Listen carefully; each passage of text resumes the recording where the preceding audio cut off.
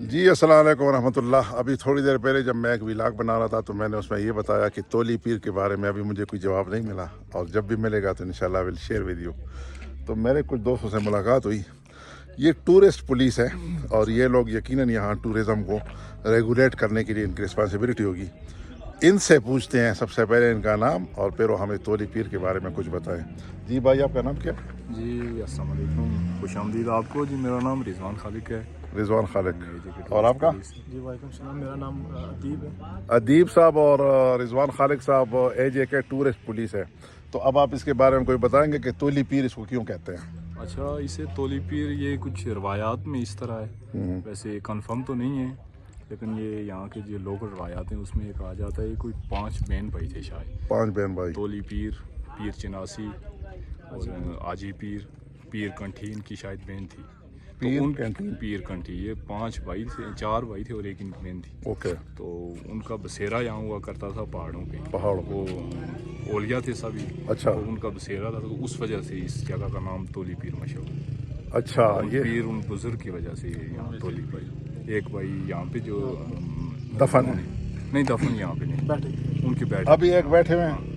نہیں ابھی نہیں۔ اچھا، ان لوگوں میں ایک یہاں بیٹھتے تھے، ہاں، تولی پیر، تولی پیر، اور اس تولی پیر کے نام سے یہاں کا نام پڑا۔ یہاں کا نام تو یہ روایات بتا رہے ہیں، کوئی تاریخی حقائق نہیں ہے۔ یہ کوئی عقائد پہ مبنی بات نہیں ہے، لیکن جو یہاں پہ مطلب مشہور بات ہے وہ یہ مقامی لوگوں سے جو کہ یہ تولی پیر کا یہ ہے۔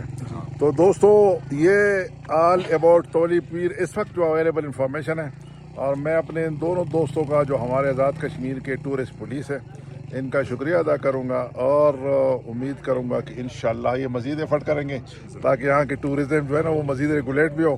ایک چیز جو میں نے نوٹس کی، اور میں ان دونوں کو دوستوں کو بتاتا ہوں خود بھی، کہ جب ہم نیلم ویلی کی طرف گئے تھے تو وہاں بہت رش تھا، اور جب ہم اس طرف جیلم ویلی اور پھر یہ جو راولا کوٹ کی طرف آئے تو یہاں جو اسپاٹس ہیں وہاں ٹورزم والے شاید کم اٹریکٹ ہو رہے ہیں۔